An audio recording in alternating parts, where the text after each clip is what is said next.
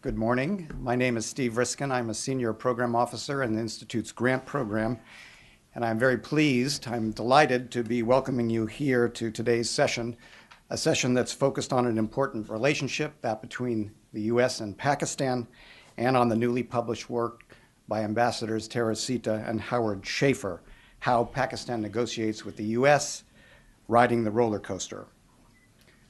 Pakistan is, of course, a key U.S. partner in South Asia, and amid the violence and instability is a critical component for bringing peace to that war-torn region.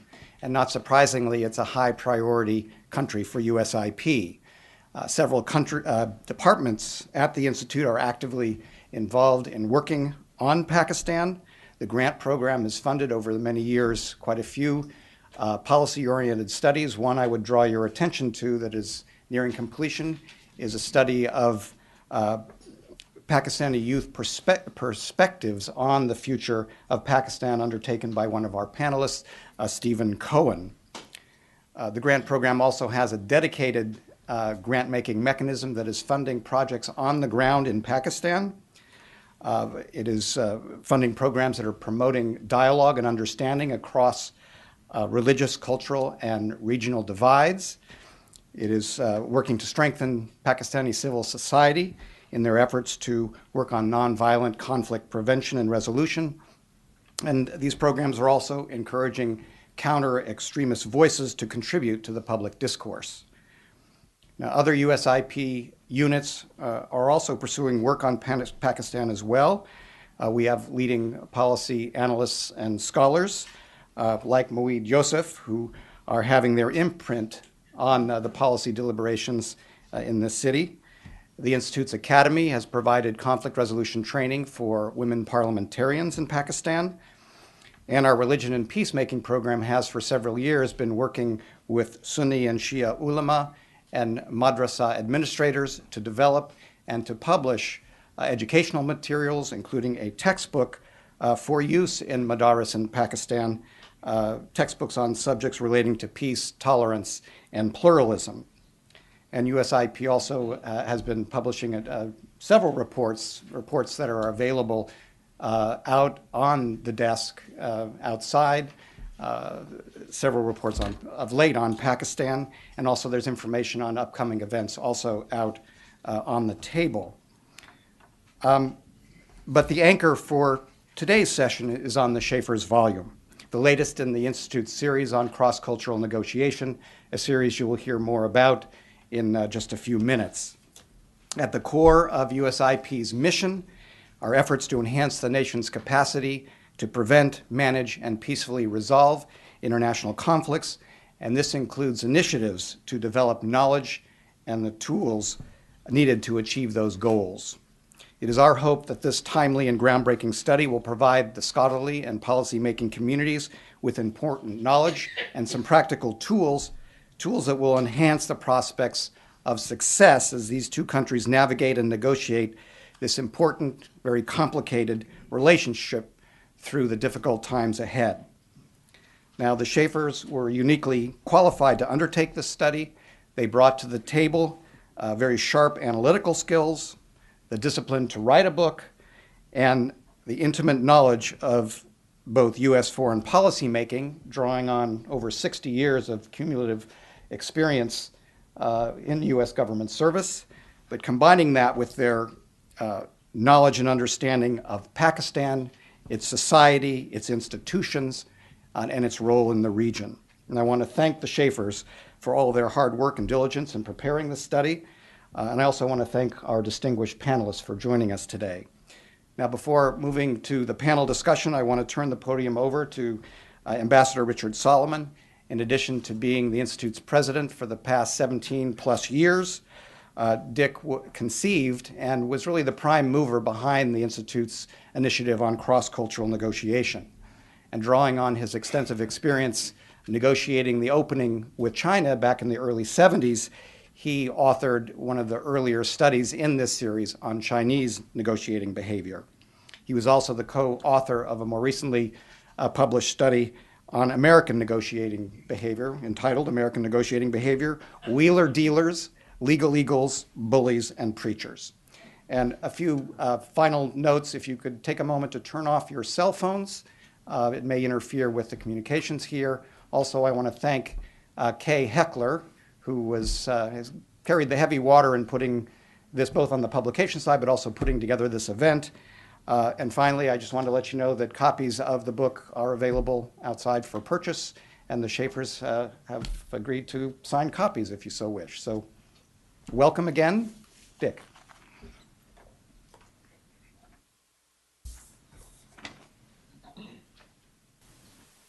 Thank you, Steve, and good morning.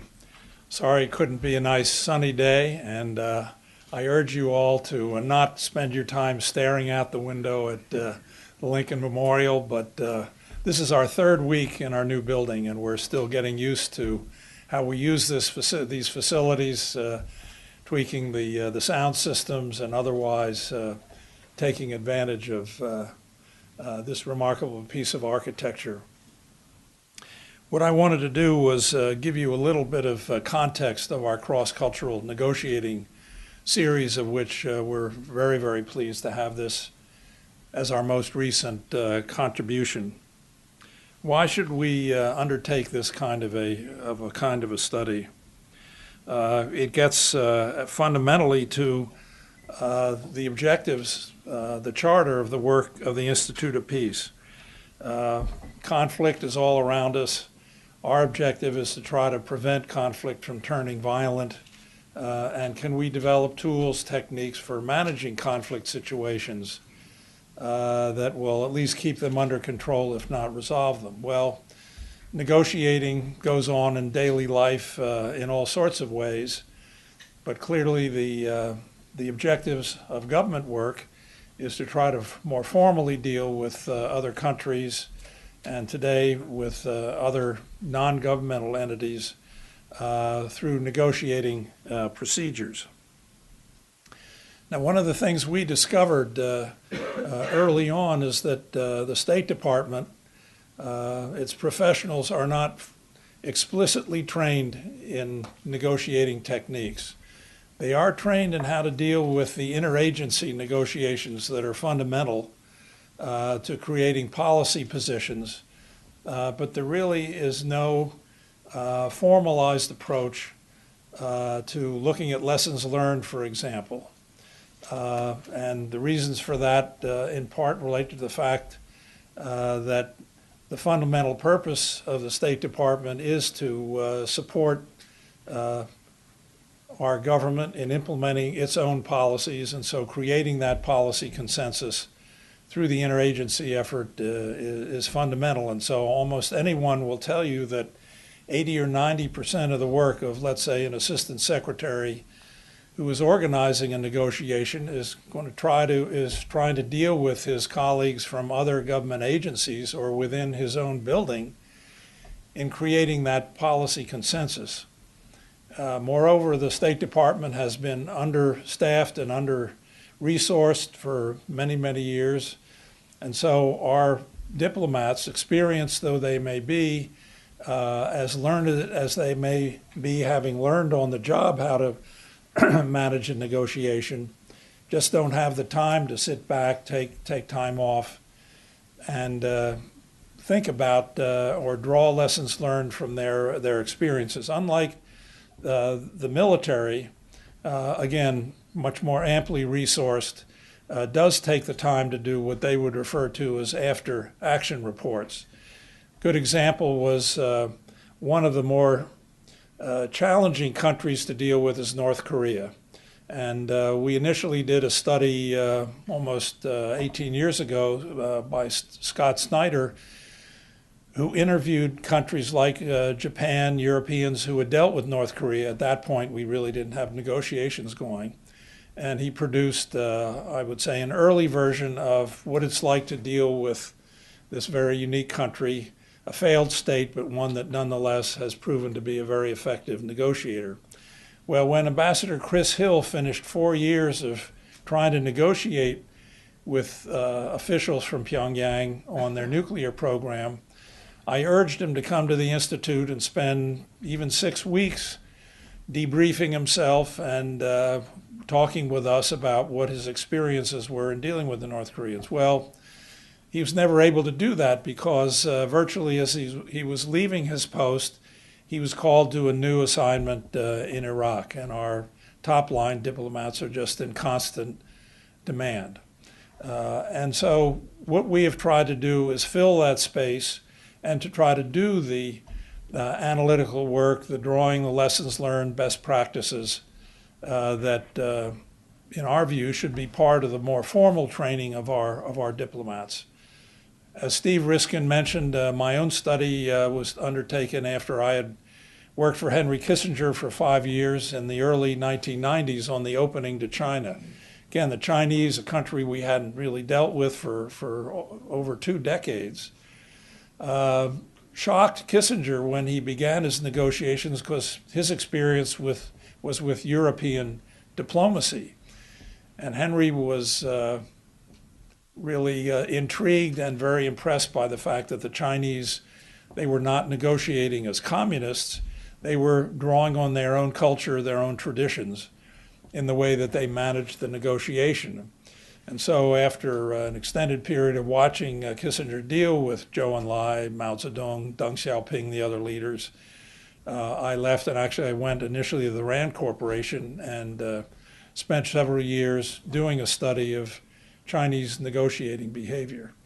And when I came to the Institute in 1993, Raymond Cohen had done a conceptual work called Negotiating Across Cultures. And so the country study effort and Ray Cohen's work has now led to what is now 14 different volumes, most focused on analysis of how different countries negotiate, but also some very interesting broader brush studies. I'm particularly attracted to Chas Freeman's book, The Diplomat's Dictionary, which draws together quotes and perspectives from a whole range of foreign and American officials who have run negotiating, as well as several other books, one recently dealing with the process of mediation. Now, just let me make one comment about methodology. How do you do these studies most effectively?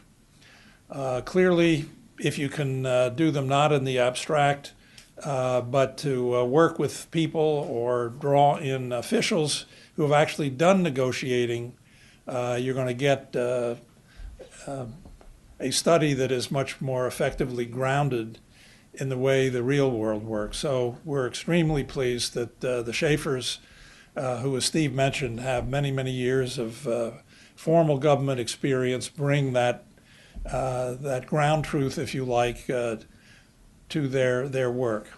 But there's another, what you might call a methodological trick behind these studies. You might say, well, if we want to look at how the Pakistanis negotiate, get a Pakistani to do a study. But that, in my view, is counterproductive for the following reason. Countries have very unique cultures, apart from history and institutions.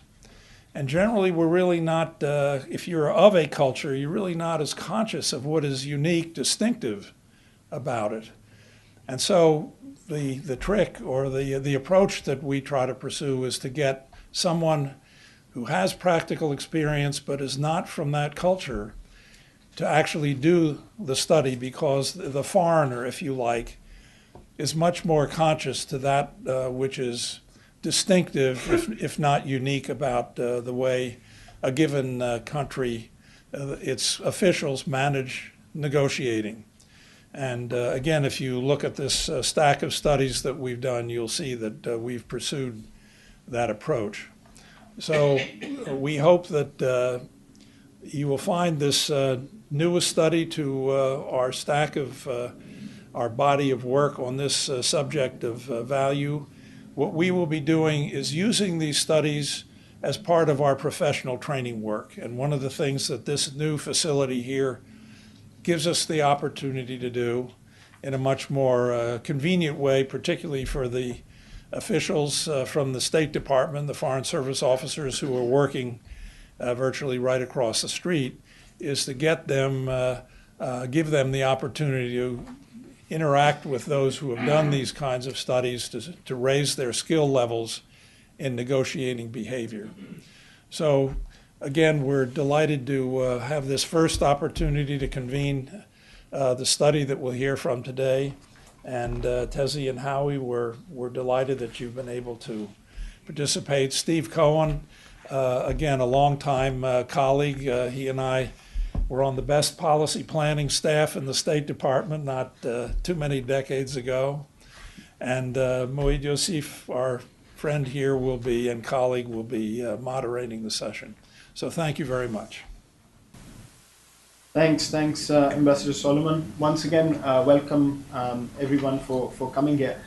I see no better time perhaps, or no more pertinent a time than at present to be talking about the Pakistan-U.S. relationship, and especially the negotiating behavior as Pakistan plays it out.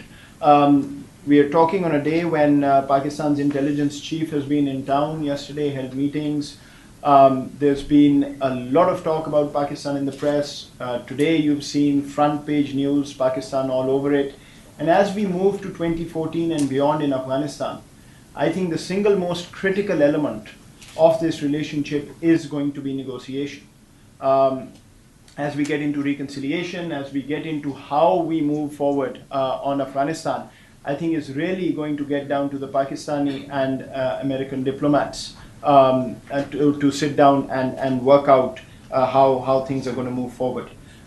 We have here an eminent panel, the two authors of the book that we are going to discuss today.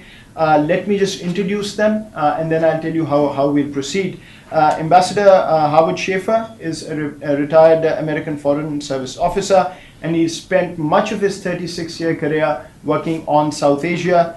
He was twice Deputy Assistant Secretary of State and was also posted to various countries in South Asia. Currently, he is a senior counselor at the Institute for the Study of Diplomacy at Georgetown University, an author of various books. A recent one, The Limits of Influence, America's Role in Kashmir, looks at American diplomacy on the Kashmir dispute over the years, and it's an absolutely fascinating read. Ambassador Teresita Schaffer, again a retired Foreign Service officer, a long-time South Asia expert, spent 11 years of her career in South Asia, including Pakistan and India. She also talks about international economic issues a lot, and again an author of several books, the most recent one before this one being India and the US in the 21st Century, Reinventing Partnership. We'll start with the authors, Ambassador Howard Schaffer and then Ambassador Teresita. We'll move on to then Ambassador Akbar Ahmed, who was previously Pakistani High Commissioner in Great Britain, currently the Ibn Khaldun Chair of Islamic Studies at American University, and has been rightly titled the world's leading authority on contemporary Islam by the BBC. An author of several books, one, the critically acclaimed Journey into Islam, The Crisis of Globalization, and his fresh book, The Journey into America, The Challenge of Islam. Again, two fascinating reads. Finally, Professor Stephen Cohen, who has had a distinguished career as a professor of history and political science at the University of Illinois, has been at the Brookings Institute since 1998, and has run the South Asia program there. He's part of foreign policy and the 21st Century Defense Initiative at Brookings.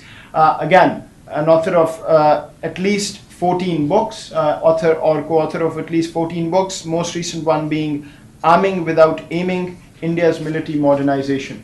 And it's a special privilege because to me he's been a mentor and much more. So may I move to Ambassador Howard Schaffer, please, to take the floor. Thanks. Thank you very much, and thanks Dick and Steve for your introductions, and good morning everybody. We appreciate your coming to the launching of our book in this beautiful, newly inaugurated USIP building. Until a few minutes before midnight last Friday, we wondered if the event would actually take place. Although we doubt that the congressional negotiators who put the budget agreement together at that 11th hour had this gathering in mind, we're grateful to them, Republicans and Democrats alike, for coming through and keeping USIP in operation. It's good to see many friends and associates here this morning. Many of you know far more about the tortuous course of U.S.-Pakistan relations than we do. Some of you have been good enough to submit yourselves to interviews with us. We interviewed a large number of people, many of them actual practitioners who had negotiated on behalf of the United States or on behalf of Pakistan with their opposite numbers of the other country. And so we feel that we really have an understanding, a much better understanding than when we started out, about what makes the guts of the U.S.-Pakistan negotiating dialogue.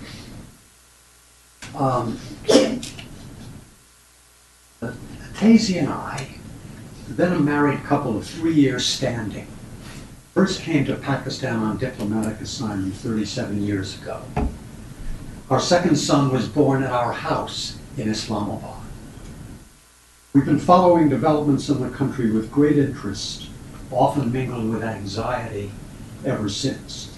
We need to stress, however, that ours is not another book on U.S.-Pakistan ties. What we've tried to do instead is to analyze the themes, techniques, and styles that have characterized Pakistani negotiations with American civil and military officials in recent years, and to reach some conclusion about how these are likely to shape up in the future. In other words, we've interpreted negotiations in the broadest sense. We've discussed not only what happens at the negotiating table or in tea breaks, but also the way Pakistan has worked out its rules of engagement with the United States, especially during the 3 periods of especially close relations. In Ayub's time in the 1950s, in Zia's time in the 1980s, and since 9/11. The starting point in our analysis has been our interpretation of the major factors we believe crucially influence the way Pakistanis deal with this country. We believe that the first and foremost of these is Pakistanis' interpretation of their country's place in the world. This, of course, includes their perception of the United States and their interpretation of the volatile history of U.S.-Pakistan relations. It's this volatility that led to our subtitling the book, Riding the Roller Coaster. After some consideration, we chose this over 3 marriages and 2 divorces. That title, too, would have been appropriate. It refers, of course, to the 3 periods I just spoke about and the subsequent messy, embittering collapse of the political, military, and economic ties that the United States and Pakistan forged in the first 2 of them. Many Pakistanis predict that a 3rd divorce is in the cards. We hope they're wrong. We argue that Pakistanis who negotiate with Americans start from a common geopolitical framework. At its core is Pakistani's sense of an existential threat from India, a chronic insecurity dating back to partition that impels Pakistan to seek powerful outside balancers. Pakistan has looked to the United States to fill that role, beginning in 1954, when it joined the U.S.-led Western Alliance system designed to contain the communist powers. And it still does, even as it continues to maintain that this balancing is not its objective in developing a partnership with Washington. A vital element in this commonly held Pakistani worldview is ambivalence and mistrust about the United States. Many Pakistanis are convinced, on the basis of Washington's past record, that the United States discards Pakistan when the country no longer serves its purposes. Pakistanis, of course, recognize that negotiations with the United States are an exercise in asymmetrical diplomacy. They are acutely aware of the disparity in national power and look for ways to turn it to their advantage. The second factor in Pakistan's approach to negotiations with the United States is its culture. Pakistanis' operating style and expectations are shaped by a society in which the most important bonds are personal. Relationships between both inside and outside government are hierarchical, and the less powerful try to turn their weakness into strength. Pakistani leaders have laid great stress on their personal ties with influential Americans. The three leaders who forged the successive bilateral partnerships were careful to cultivate major figures, both military and civilian, from the occupant of the White House on down. In this, they were very successful. The final factor in Pakistan's negotiations with the United States has been the structure of the country's government and political system, notably its divided authority and the prominent role that its military has played in determining its diplomatic and security relationships. Taken together, these three elements produce what we have called Pakistan's cultivation of the art of the guilt trip. Pakistanis try to make Americans feel a sense of obligation to them. They seek to instill and heighten a fear on the part of the United States that failure to honor Pakistan's requests will have a strongly adverse impact on American interests. When disputes arise, they try to make Americans feel that they are letting them down, as, they point out, Americans have done in the past. They calculate, if not too hopefully, that this strategy can help fend off another American betrayal. In doing so, they also maintain, with varying degrees of subtlety, that America needs Pakistan more than Pakistan needs the United States. Amplifying this approach, we look first at the prevailing Pakistani view of how Pakistan and the United States fit into each other's worlds. We analyze the cultural setting in which Pakistani diplomacy is conducted and discuss the character and comparative power of three groups of Pakistani negotiators: military officers, civil servants, and politicians. After dissecting a few key U.S.-Pakistan negotiations in which Pakistan's national leaders were directly involved, we look briefly at how Pakistan deals with the United States when negotiations directly involve India. We conclude with some observations on what our findings mean for the way Americans deal with Pakistanis on major issues, as well as on seemingly minor matters that, if more sympathetically handled, would help create a better negotiating environment. And now, let me turn over to my co-author. Thank you, Howie, and let me also thank all those who so warmly welcomed us. What I'd like to do is to look a bit more closely at how the basic themes you've just heard about play out in practice. Let's start with the practice of creating obligations, the guilt trip. This happens in large ways and small in many, many encounters between U.S. and Pakistani officials. It was a key theme in the negotiation that took place after Pakistan sent troops into the Kargil area in the high Himalayas on the Indian side of the line of control in Kashmir in 1999. The Kargil operation was planned and executed by the army, but they brought the civilian prime minister of the day, Nawaz Sharif, into the decision process, And Sharif had to pick up the pieces when the Indian military responded in force. After a 6-day Sharif visit to Beijing, designed to enlist Chinese help, ended in failure a day and a half later, Sharif turned to Washington. His telephone call to President Clinton, begging for a face-to-face meeting, elicited the response that Sharif shouldn't travel to Washington unless he was prepared to withdraw his troops. Sharif didn't answer the question, but he came. His argument once he arrived was that the United States had a responsibility as a great power and as a friend of Pakistan to try to settle the Kashmir issue. He was trying to make a silk purse out of, one shouldn't say a sow's ear in Pakistan, let's call it a cat's ear, and get something for their basically strategic failure. Sharif argued that unless Pakistan intervened to settle Kashmir, implicitly on Pakistan's terms, it would put him at risk of being overthrown. He contrasted the modest U.S. role in Kashmir with enormous U.S. efforts on Israel and the Palestinians.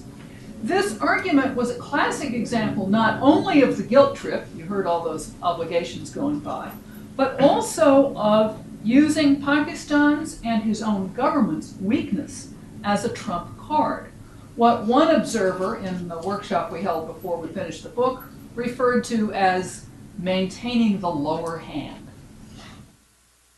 Even more characteristically, Sharif made his appeal intensely personal. He placed the first call to Clinton. Once in Washington, he continually tried to see Clinton one-on-one. He was calling on a friend, a personal friend, to honor the obligations of friendship. The appeal to protect Pakistan from its own weakness was classic Pakistan negotiating style, as was the appeal to defend him against the risk of being overthrown. That, of course, doesn't mean that his concerns were groundless. Indeed, Sharif was overthrown in a military coup 4 months after his dramatic trip to Washington. As Howie said, a second theme that recurs throughout the book is Pakistan's assumption that the United States needs it more than it needs the United States. Probably the clearest example comes from the negotiations that established the relationship between the United States and Pakistan led by General Zia, after the Soviet invasion of Afghanistan on Christmas Day, 1979. And there is an extended discussion of that in the book, which I commend to you. When this invasion took place, Jimmy Carter was president, and Pakistan had been the object of not one but two separate aid cutoffs in a single year, both of them related to Pakistan's nuclear weapons program. With the Soviet army at the edge of the Khyber Pass, Carter telephoned President Zia to offer U.S. support. The fact that Carter made the call is significant. On repeated occasions, Pakistan has honored the standard negotiator's dictum that he who asks first is putting himself in a position of weakness. But Carter's negotiations, as it turned out, came to naught. The aid and military sales package proffered by Brzezinski was curtly rejected as peanuts.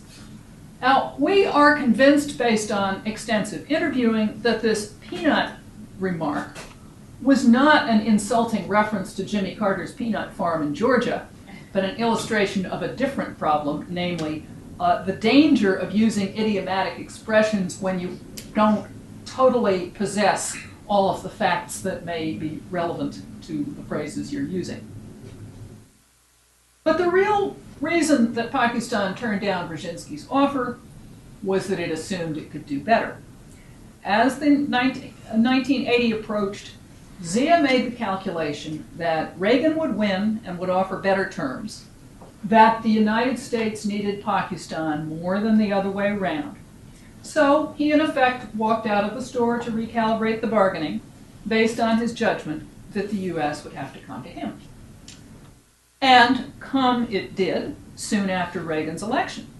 The aid package Reagan's team offered was 4 or 5 times the size of the one Zia had rejected.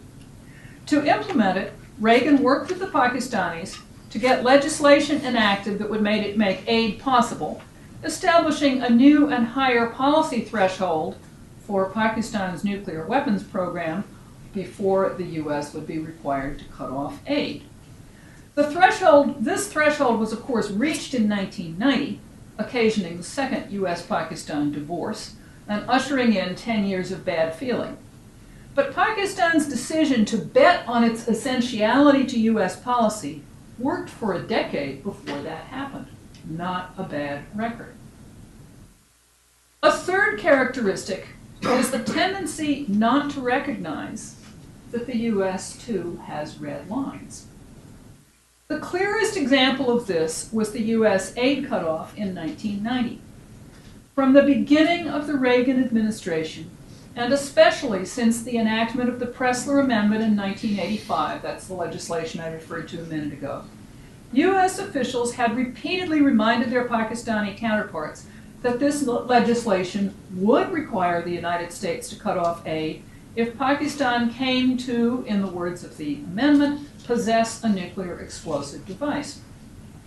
Pakistan's civilian and military leaders alike were convinced that as long as Pakistan continued to support the Mujahideen in Afghanistan, the nuclear problem could be managed.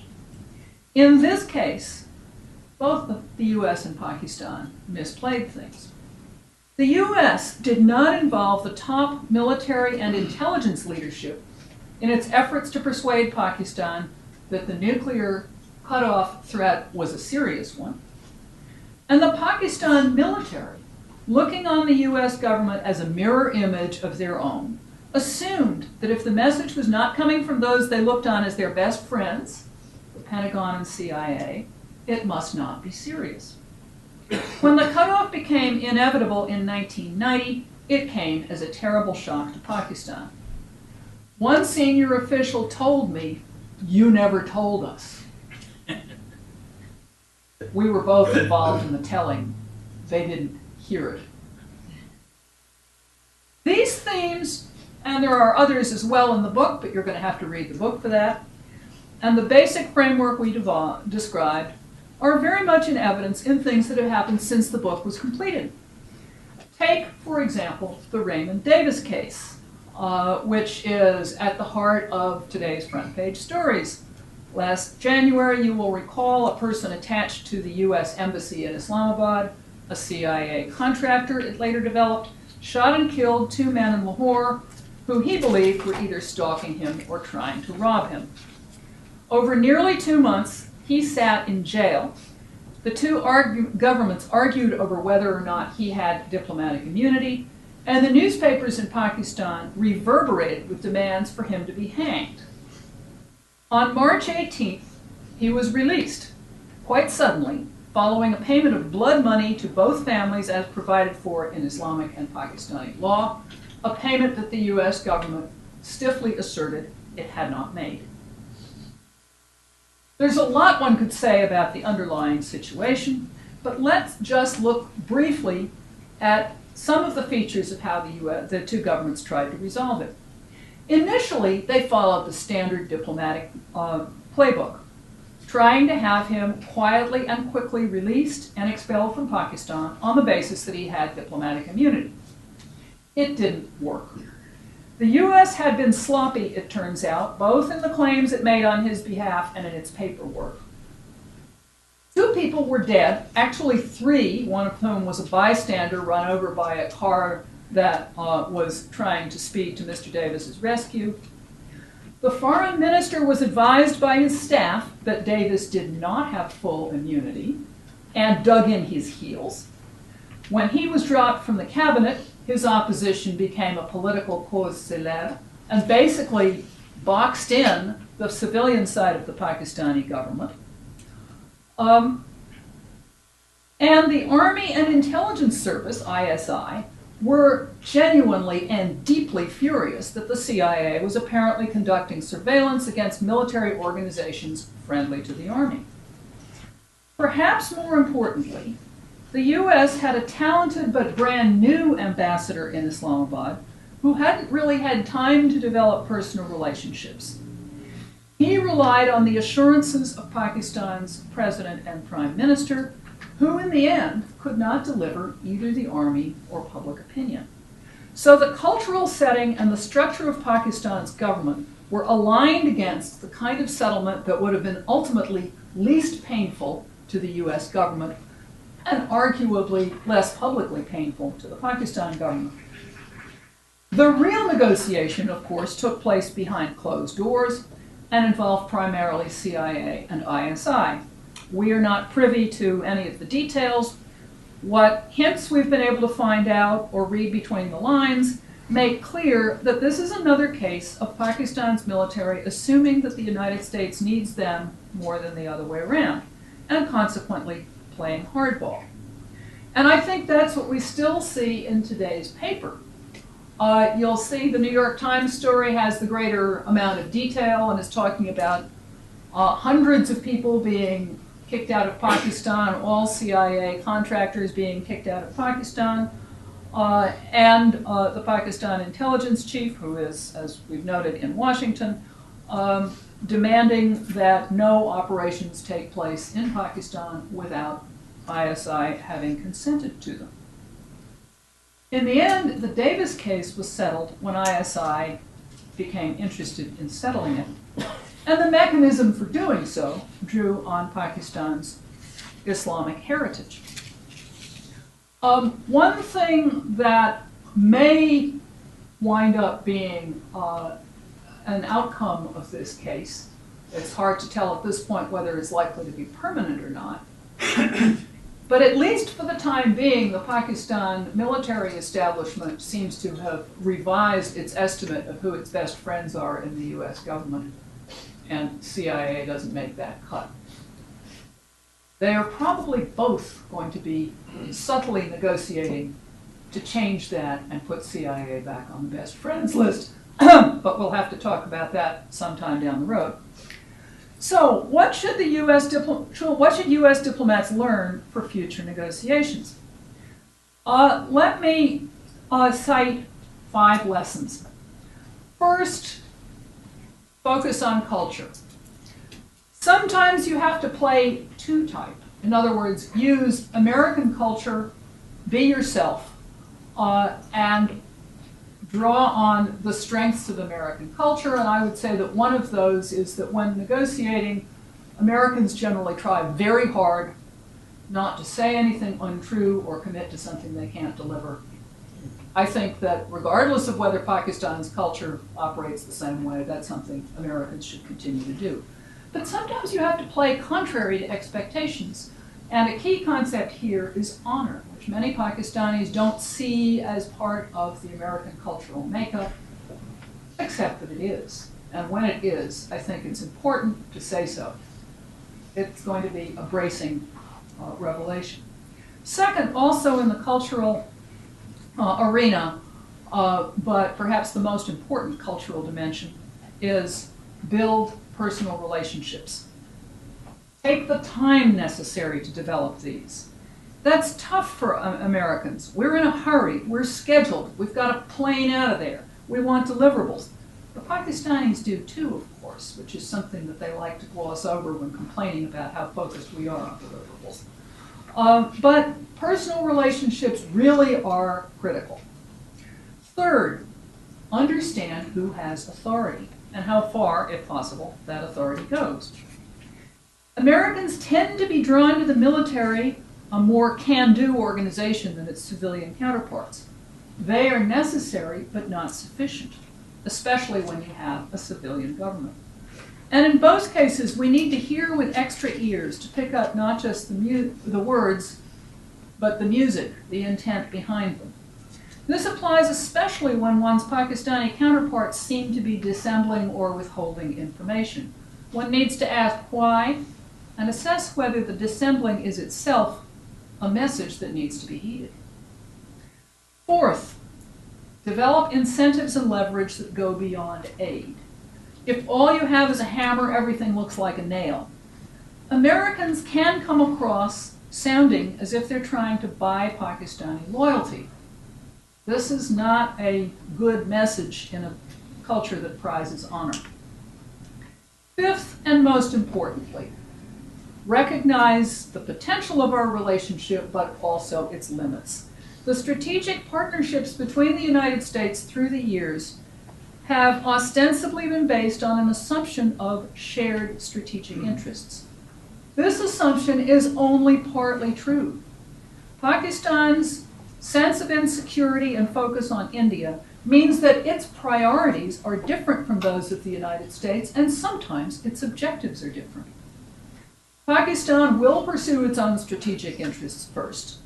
In Afghanistan, for example, its first priority is eliminating Indian influence, quite different from our priority of eliminating al-Qaeda influence. The U.S. and Pakistan have worked together at critical points in our foreign policy for 50 years. Each of the three marriages ushered in an extended period of close collaboration. This represented both a negotiating and a policy success for both countries while it lasted. Our hope is that by understanding how we got to the two divorces, we can avoid a third one. Thank you. Thank you. Thank you very much, Ambassadors Howard and Teresita Schaffer. Having read the book, I think you've presented an excellent sort of crystallization of the critical points, but I do want to mention that there are other aspects of this book which deserve a read as well. What I found most fascinating was your chapter on India and how the Pakistanis deal with the Indians. So there's much more to look at in the book. Let me turn over to Professor Akbar S. Ahmed, who unfortunately has to leave right after he speaks. But sir, all yours. Thank you, Mohit. Let me first congratulate the Schaffers.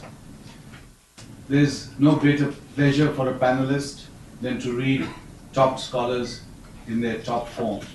And they really are at their top form in this book. Stephen Cole, my friend, in his foreword said this is a must-read book, and I completely agree. It is excellently written, good writing, it's realistic, brings out the challenges. Let me give you an example of the writing. It's the end of the book, the conclusion, which broadly I agree with. On the roller coaster ride of US-Pakistan relations, with every swoop upward, the memory of the last downturn is a little sharper, and skepticism of US intentions a bit harsher. So this kind of writing captures the tensions and, of course, the sophistication of the analysis. I would like to make three friendly observations. I don't dare call them criticisms to the holy trinity on South Asian affairs sitting on my right, but they will, in a sense, expand on the discussion and perhaps add to it. Keeping in mind that the title is How Pakistan Negotiates with the United States, not the other way around. It's not a mutual discussion that the book focuses on. It is on Pakistan primarily. My observations will be made through the prism of my own experience, both as a diplomat, as an ambassador, and as someone who has been a commissioner in the field and has some idea of the administration of the players in the field in Pakistan. So they will raise methodological and conceptual questions. First observation, there is a much sharper connection between Pakistan culture, what Ambassador Schaffer pointed to, culture, history, society, and foreign policy than we assume. Very often foreign policy analysts, and I've been an ambassador, so I had to deal with the Foreign Office in Pakistan, work as if they are in a cultural and historical vacuum. That is not the case. Let me give you some examples. Even in the 1960s, when there was a good relationship with America for a lot of Pakistanis, and I refer you to the remarkable photograph of Jackie Kennedy on a visit to Pakistan, standing in an open car in Lahore with the President of Pakistan, President Ayub Khan. For those of you who don't have easy access, it's a photograph in my book, Journey into America, and surrounded by hundreds of Pakistanis, smiling, greeting her, and throwing flower petals at her. Now just picture to yourself any American, including my three distinguished colleagues on my right, in Lahore, in any kind of vehicle, and imagine what Pakistanis would be throwing at them. So this is how things have gone down. Even at that time, President Ayub Khan wrote a book, and he was the greatest supporter of the US-American alliance, and it was called Friends, Not Masters. So the perception that we want you as Americans to be friends, but not our masters. Today, that relationship has seriously deteriorated, and it does impact foreign policy, whatever the diplomats and the official communiques say. For example, Americans and Pakistanis are looking at each other through the prism of distrust, some anger, some contempt.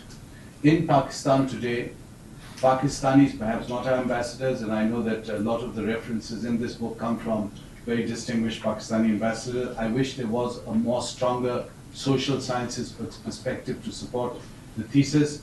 The perception is that even the floods that came to Pakistan were engineered by the Americans. That the plane that crashed north of Islamabad, and this is very widely talked about, and maybe some Pakistanis even believe this, that the plane that crashed north of Islamabad was in fact aimed by the Americans into the Pakistan nuclear program. Now this is how irrational the mood is in Pakistan. In America, we constantly hear of Pakistan's ISI being involved with the Taliban and so on. So it really is a prism through which the two are looking at each other, and that does make an impact in terms of how Pakistanis negotiate, irrespective of our presidents and chiefs of ISI coming to Washington and maybe pitching it at the level what they think Americans would like to hear. My second point, and this is again a general point, is to do with what Pakistan offers. On page 181, the Schaffers talk about Pakistan's importance in terms of being a large Muslim nation, in terms of the extremists that are based there. But with some regret, I noticed they leave out what to me is perhaps the most important thing that Pakistan has to offer. And surprising why it's constantly overlooked by my colleagues. And that is that there was and remains an idea of Pakistan around the person of Mr. Jinnah as providing a political model. Forget his politics, you may love him, hate him, adore him, but he brought an idea of modern politics. He brought the idea of women's rights, minority rights, respect for the constitution. He has given an idea which every Pakistani, you read and scratch them under the surface, and somewhere or the other that Pakistan lingers. And that is what causes a lot of frustration in the minds of a lot of Pakistanis. If you doubt this, go and visit the mausoleum, and you'll see hundreds of ordinary Pakistanis, not the elite, to whom Jinnah has now become, from a very secular leader, Rahmatullah Alayh, which Mohit will translate and tell you what it means. So he's been elevated almost to sainthood. He is there. Similarly, as an anthropologist studying Pakistan, I was intrigued by the Taliban and the Hizb ut-Tahrir in England would attack Jinnah in particular, not so much Western leaders, but why Jinnah? Because to them, he is a Muslim leader within the Ummah who talked of women's rights, and they single this out. They say Jinnah talked of women's rights, and he talked about protecting and having relations with the Hindus, minority rights. They singled these two items out. And this was late in the 1990s when I was in England. And I really was intrigued, why should they be attacking a leader who seemed to be irrelevant to the world? People don't even know his name, perhaps except through the film Gandhi, in which he's shown as a villain. But 50 years later, they're attacking him. Why are they pulling him out from history? It is precisely because he's offering something which exists in the minds of millions of Pakistanis. So this is something I would like to be dug out, as it were, of history when we're talking about the importance of Pakistan. If we can help reinforce the idea of this kind of Pakistan as a modern Muslim nation, we have a ready-made model for the rest of the Muslim world.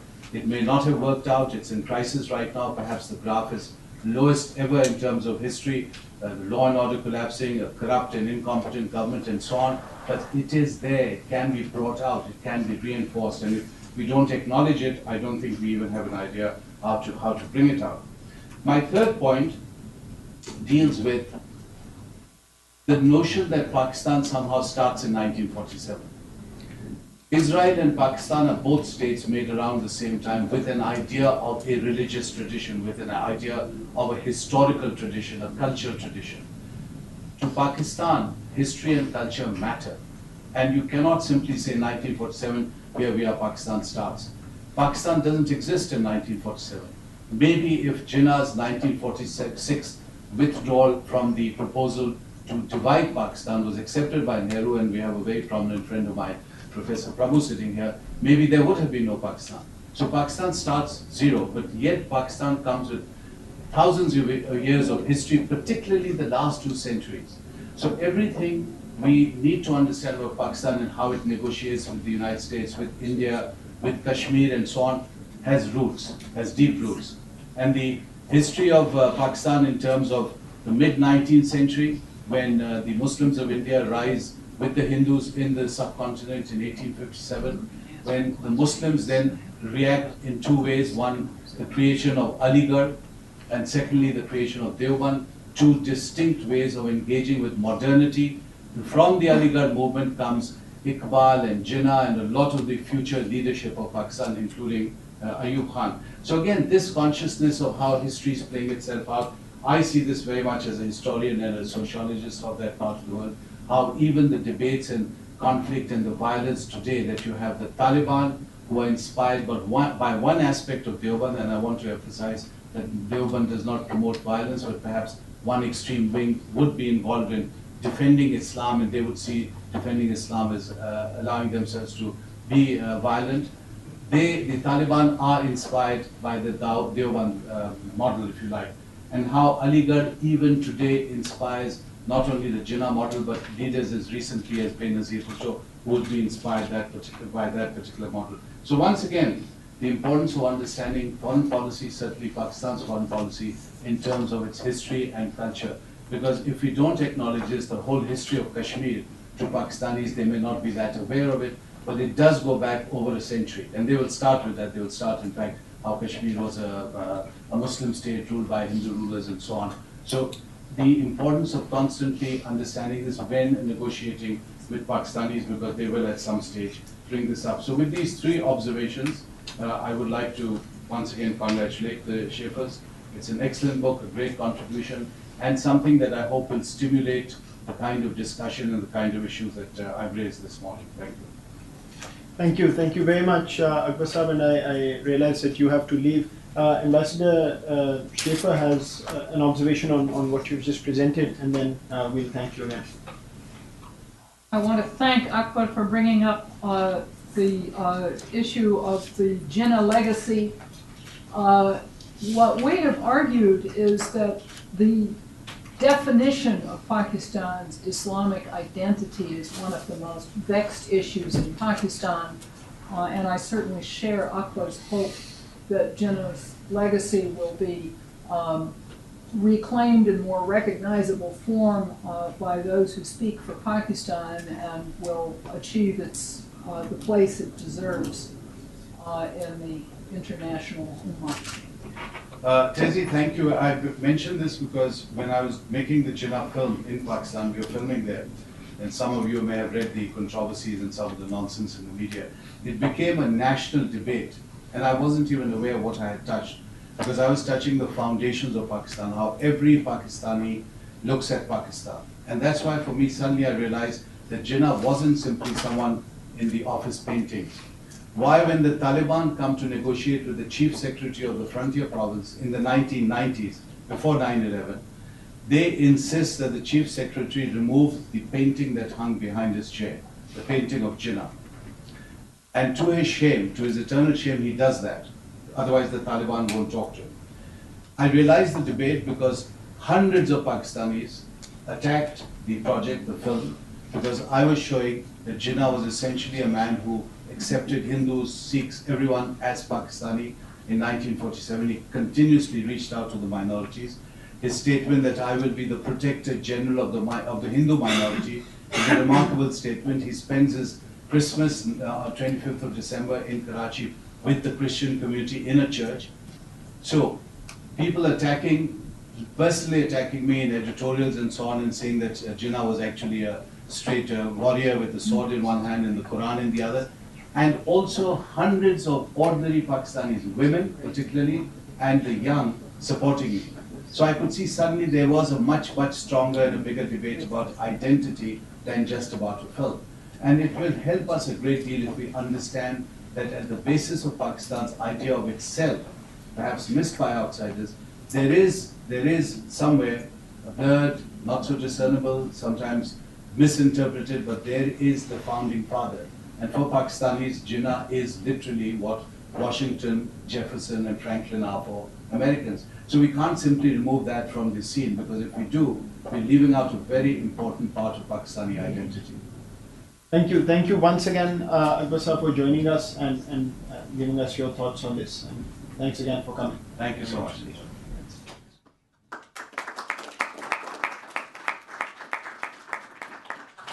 I'm going to turn over the mic now to Steve Cohen, and then we'll open the floor. I'll be very brief because I want to let the audience ask as many questions as possible. Sorry, Steve. I did forget to mention that the foreword for this book has been written by Steve. Yeah, I was one of the anonymous readers of the book, and after I was just a little bit of the way into it, I realized that this is going to be one of the best books written on Pakistan ever. And I'd say it's one of the top 4 or 5 books about Pakistan. So if you have a little Pakistan library, this should join it. It's really an amazing accomplishment and insightful and useful. But don't forget Steve's books. Yeah, well, I would say that Akbar's point is accurate, except that, put it as simplistically as I can, if this was an undergraduate audience, I would say something like this, that nations are ideas and states are bureaucracies. And the book is primarily about bureaucracies in Pakistan. Of course, bureaucracies in states help create and sustain the identity of a nation. And of course, the Pakistani bureaucracy and the Pakistani nation are both in trouble. I think that's the core of the problem, is in a simple way I can state it. Let me just say a few points. First, from the larger perspective, which the book is about. Politics is the arena in which real differences are reconciled or they're not reconciled. And diplomacy is a subset of politics. Bob Hope, that great American philosopher, said that a diplomat is somebody who can describe Jane Russell without moving his hands. I think that the book captures the diplomacy of Pakistan in its essence, and a critical aspect of that is its negotiating field. It's a unique book because it's the only book that tries to do this, and it does it brilliantly.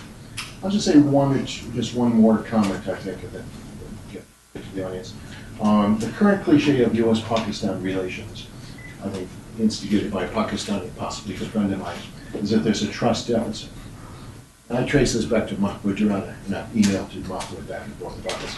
So that's immediately a way of putting the Americans on the defensive. There's a deficit of American trust in Pakistan.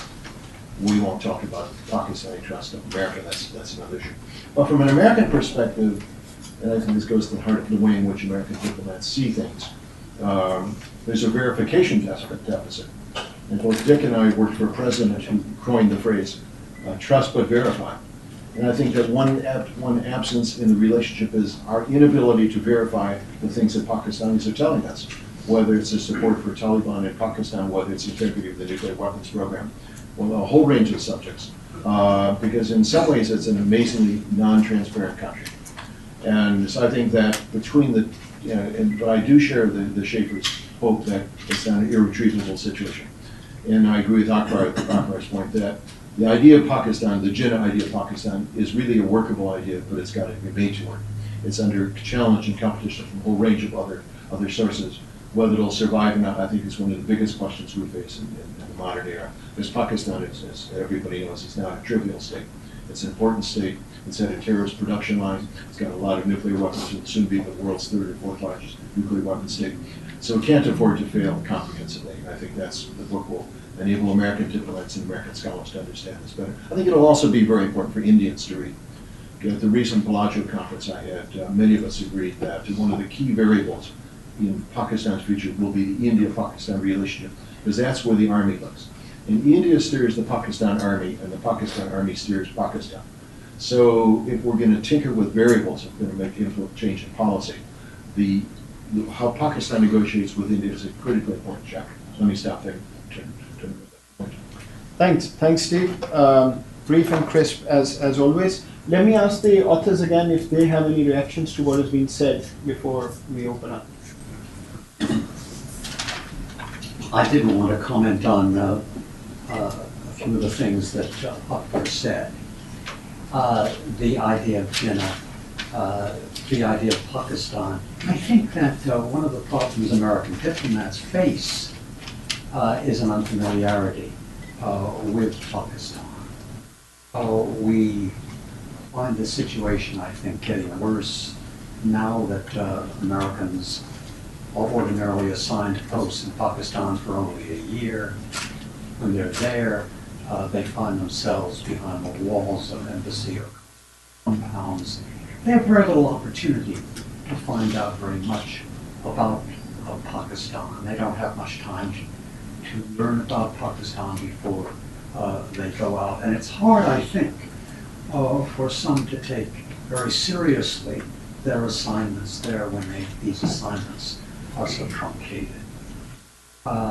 This really gets to the broader question of getting to understand Pakistan and Pakistan culture. We hope that our book makes a contribution in that regard. But in the final analysis, it's very important that we have people on the ground who can establish those important personal relationships on which U.S.-Pakistani negotiations can prosper. Okay. We'll open it up for questions. There are mics on both sides of the room, so if you could just walk up and introduce yourself before asking a question. May I just take the advantage of sitting here before I ask the floor and just raise two questions if there are any responses. One provocative and one not so much. The not so much part is this question. You'd mentioned Raymond Davis and this issue on how that was negotiated. Pakistan has gone through a transformation in one area at least, which is the media and the importance of public opinion, whether it's artificially inflated or not. Are we seeing a paradigm shift now, whereby the prime ministers and the presidents of Pakistan can no longer deliver, even if they want to? Traditionally, I think that the book also makes this point. Negotiations take place between governments, and Pakistanis have a way to negotiate. What about now, when it seems as if governments simply cannot push public opinion beyond a point?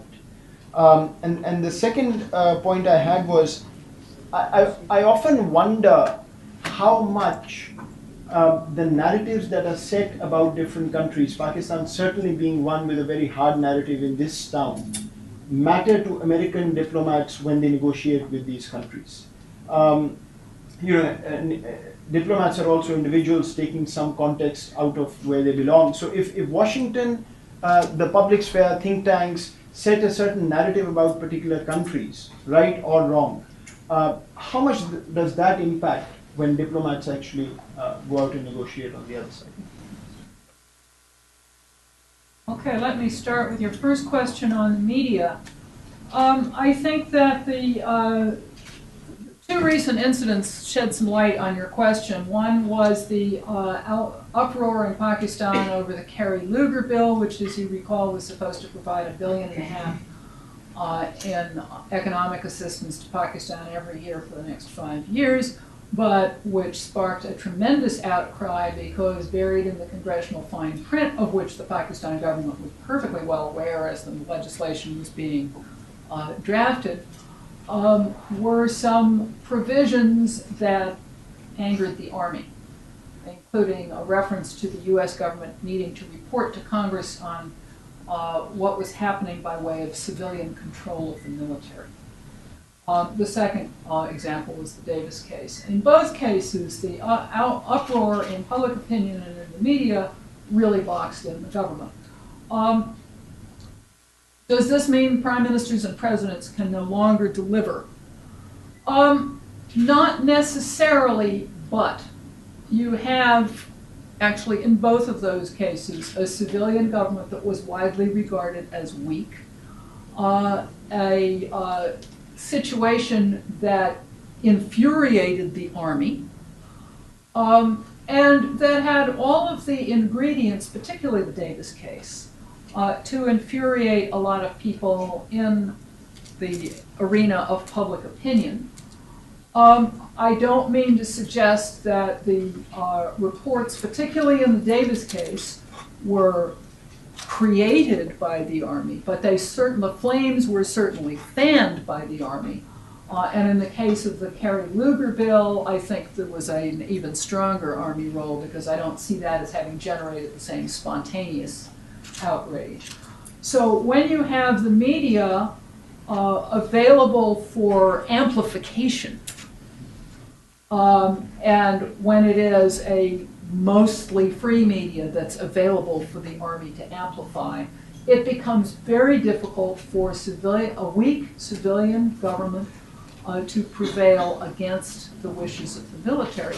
But notice that in both of those cases, once a decision was made that included both the civilians and the military, the media quieted down, and so apparently did public opinion. It took a few more, I mean, there was some unrest after Davis was released. It didn't last terribly long. It wasn't terribly large scale. You want to tackle the question of how conventional wisdom affects how the U.S. negotiates with Pakistan?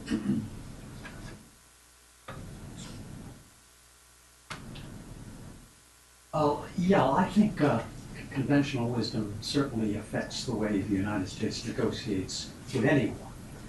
But the conventional wisdom with regard to Pakistan, I think, is in a constant state of change. That is, Pakistan is constantly on the front pages. You can't avoid learning about Pakistan. You can't avoid coming to conclusions about Pakistan. And surely this has got to affect American diplomats and the way they deal with the issue. I think this has been true particularly at times of crises. Pakistan appearing on the front pages, being very much in the forefront of the news, has got to have affected the way we deal with it. I'd make one other point. The easiest thing for a U.S. government official to do is to focus entirely on the world inside of government. The good ones, the energetic ones, look outside and talk to other people. But I would say the narratives that matter most are those that have roots inside the U.S. government. They may also have echoes outside. And there are really two competing narratives about Pakistan. There's the Pakistan is an essential ally in trouble that's doing its best narrative, and there's the Pakistan can't be trusted narrative. And these, alternate for prominence depending on what's happened in the past few months. Those who are doing the negotiating are probably trying to make the first narrative dominate because they're trying to achieve something. We go to Tom. Thank you. Tom Lynch from the National Defense University. Thank you, ambassadors. I look forward to reading the entire book. I had a question for you, though, that perhaps extends a bit of your research, but I think is powerfully important right now, is, as you just said, Tessie, this competition in this town for the narrative over, which Pakistan it is we're dealing with continues to play out. And that is, how in your research and your work in Time and Country have you found the Pakistanis to take a different negotiating tact with respect to two other countries? One, the British, and how does that contrast with the Americans? And second, with the Chinese, who they refer to as their all-weather friend. And here I think the importance for us and the Americans in thinking through where Pakistan is and where it's headed is perhaps most important with the latter. So I'd ask you to take that one on, but I'd ask you to take it on in the context of some limited work that I'm doing right now indicates that President Zardari has traveled 7 times to China since he came into power less than 2.5 years ago, is due to travel again. And this has been declared the year of Pakistani-China friendship in Pakistan. And the extensive interactions between the Pakistani military and Chinese military, which have gone on for decades, are, if anything, as robust, if not accelerating. So I'd appreciate your thoughts on whether or not there is a contrast there, and to what extent that may be significant in terms of us pursuing negotiations going forward. Thank you. Well, there certainly is a contrast between the way Pakistan deals with the United States and the way Pakistan deals with China.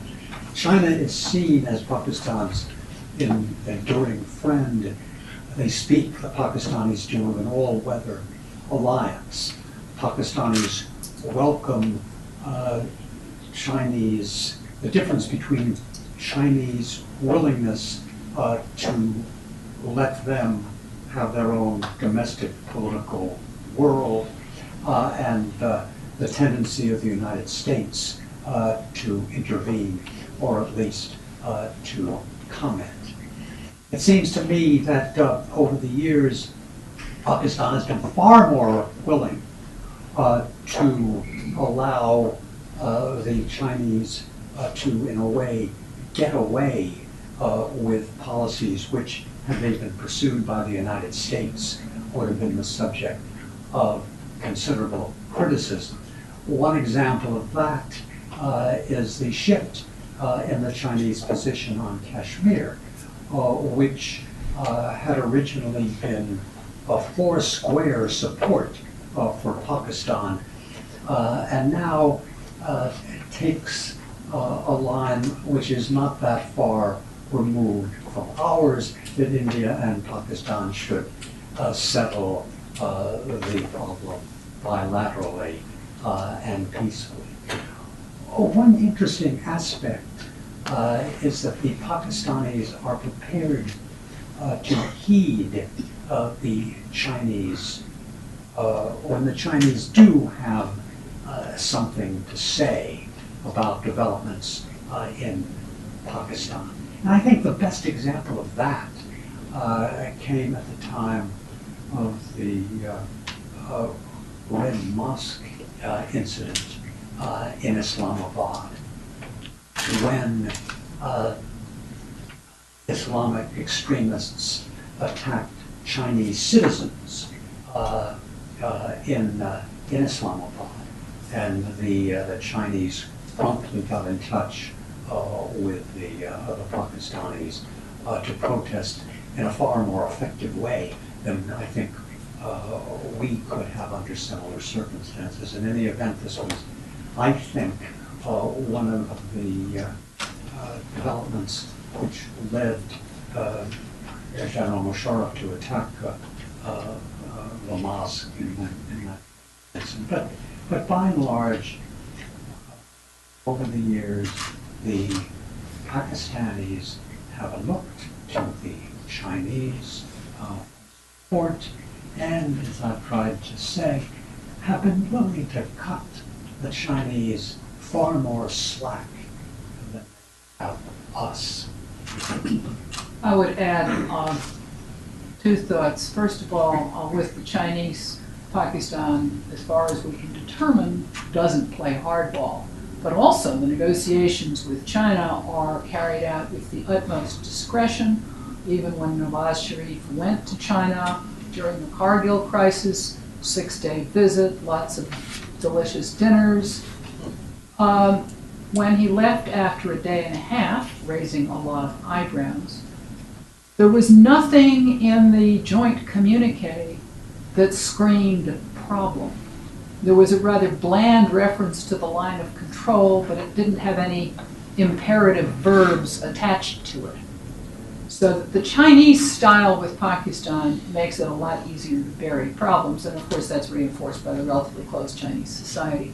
You asked about Britain.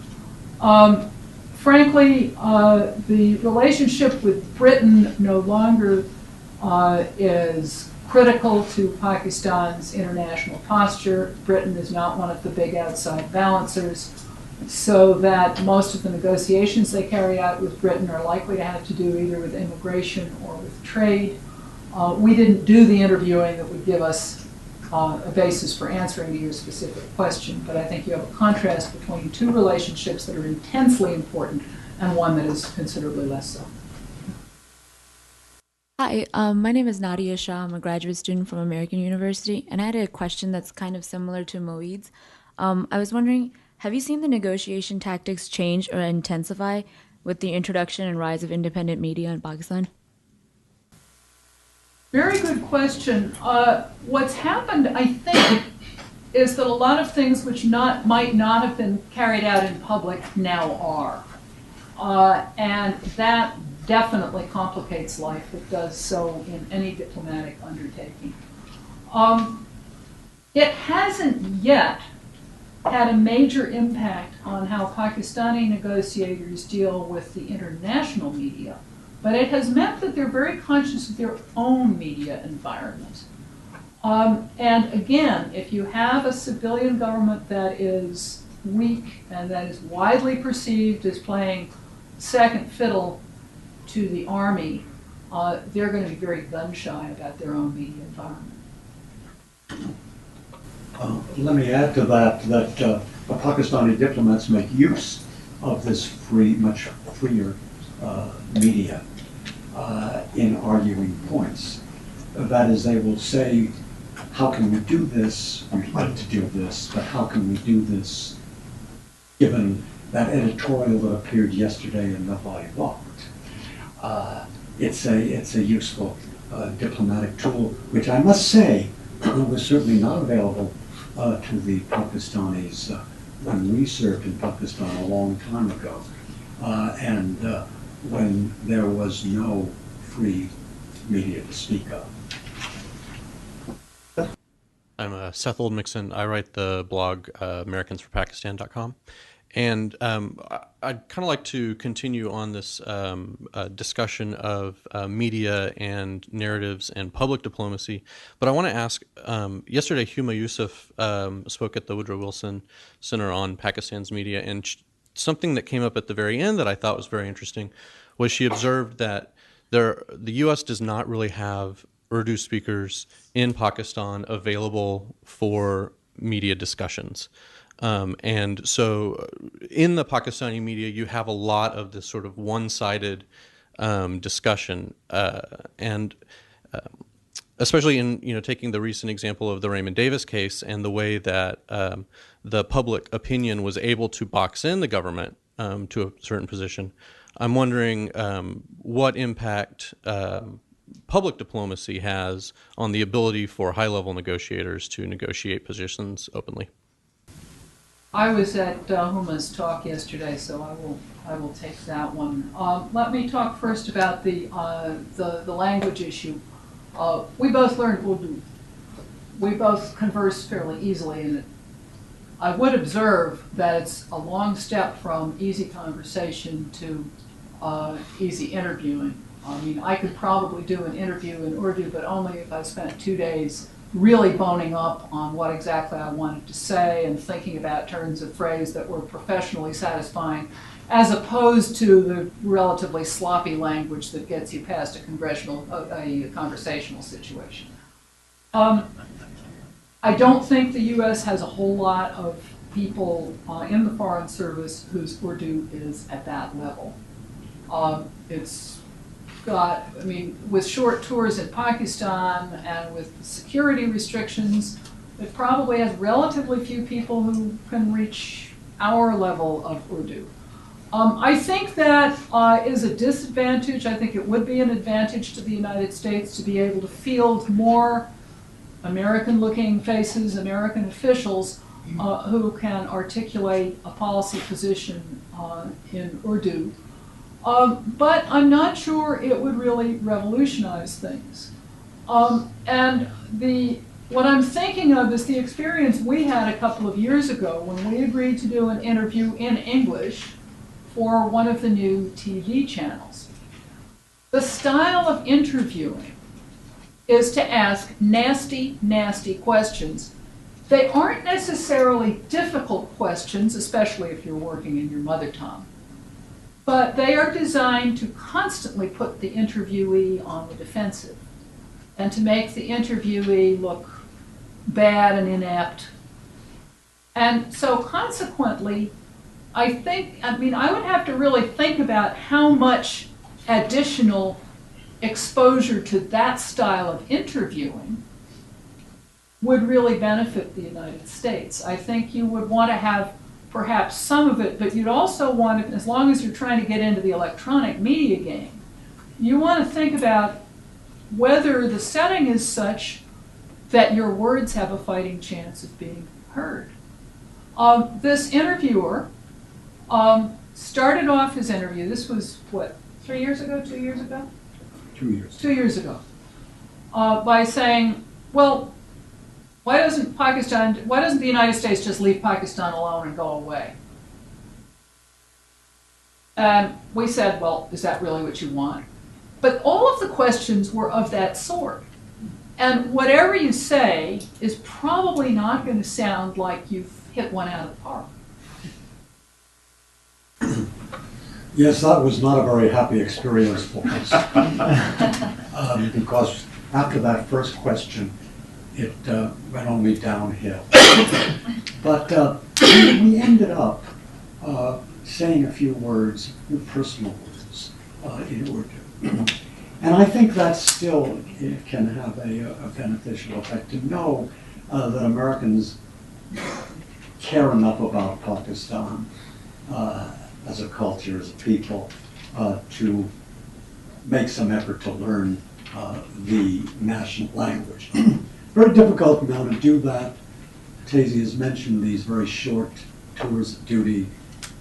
Who is going to learn Urdu for a year and then just to serve a year in Pakistan? Or who is prepared to train someone in Urdu for a year and then for that officer to serve only a year at the embassy or consulate?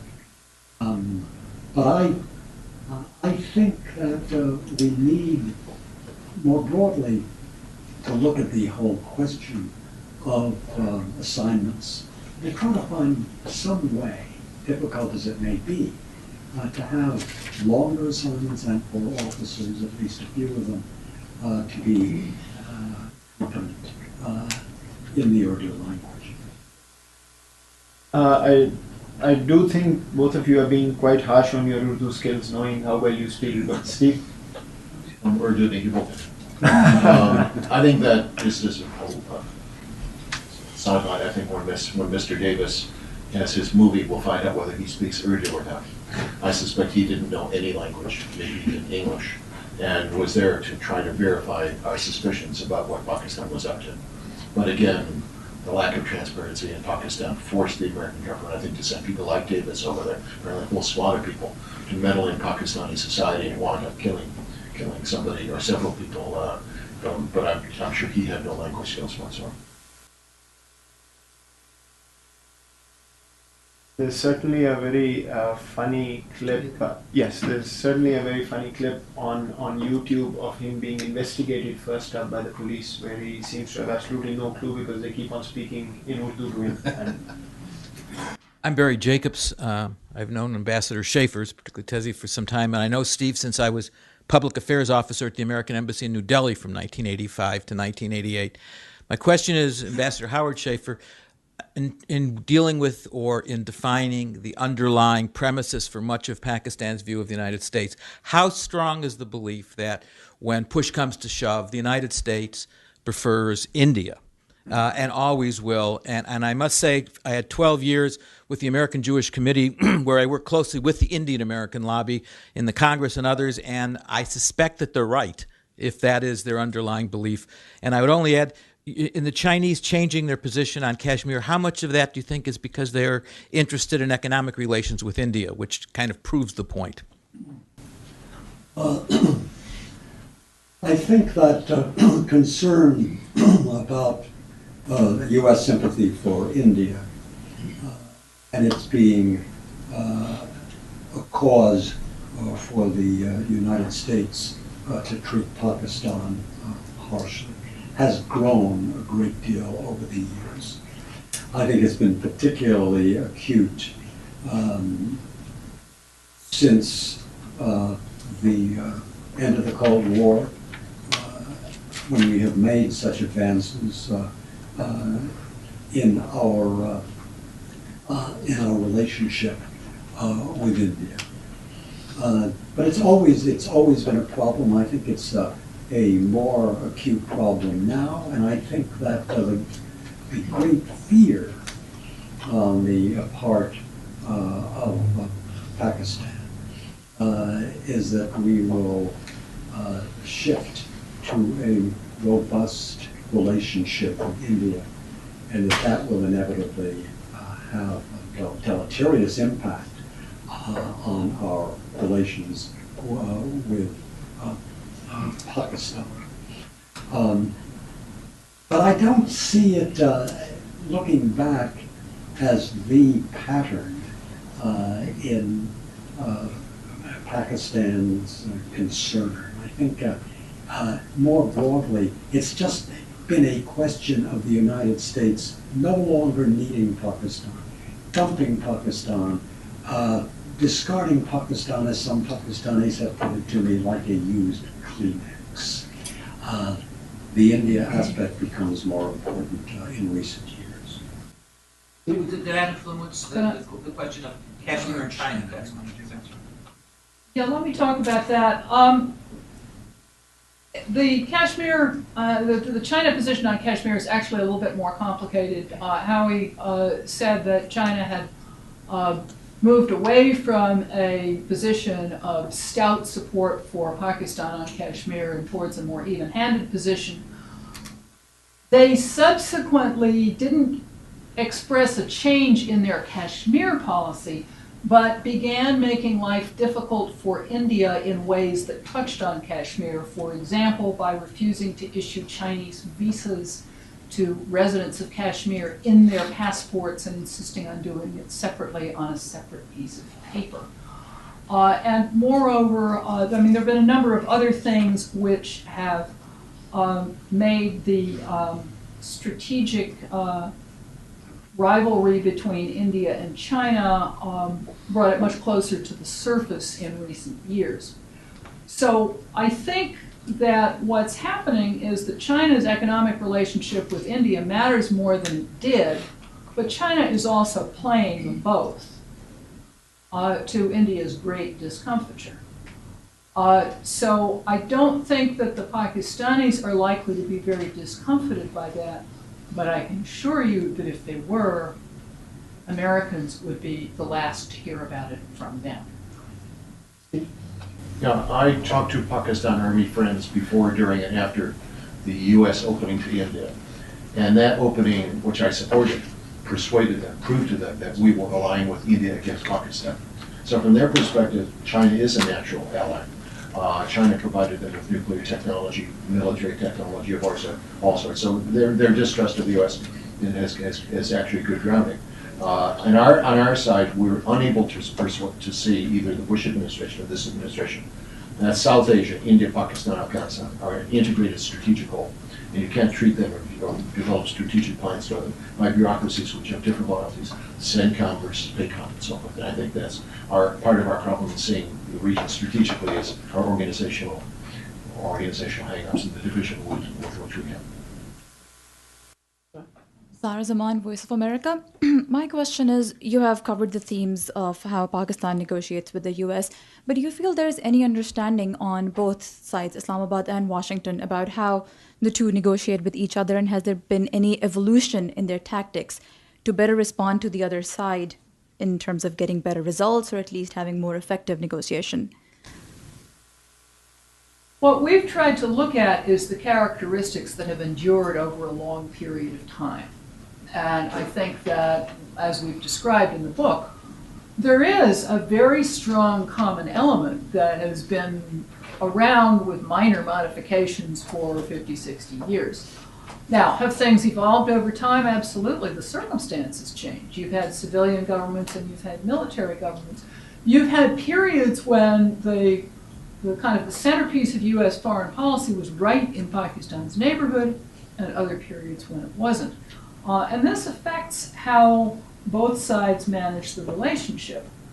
The biggest question I have about the evolving tactics for how Pakistan deals with the United States and vice versa, at this point, I guess, is twofold. First of all, what's going to happen to the agency-to-agency relationships in the wake of the issues that we discussed between the intelligence agencies, the fallout from the what you might call the aftershocks from the Davis case.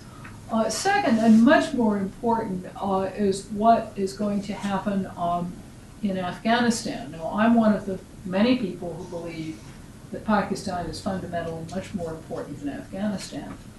But what is likely to drive the way both countries manage their relationship is the end game for the U.S. presence in Afghanistan.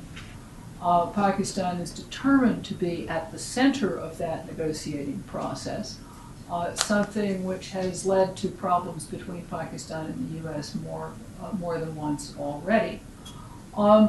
Once U.S. troops leave, assuming that they do, which I do assume, whether or not the dates that have been talked about are an accurate reflection of that, then I think both countries are likely to recalibrate their relationship, particularly on the security side, and that's going to affect how they deal with each other.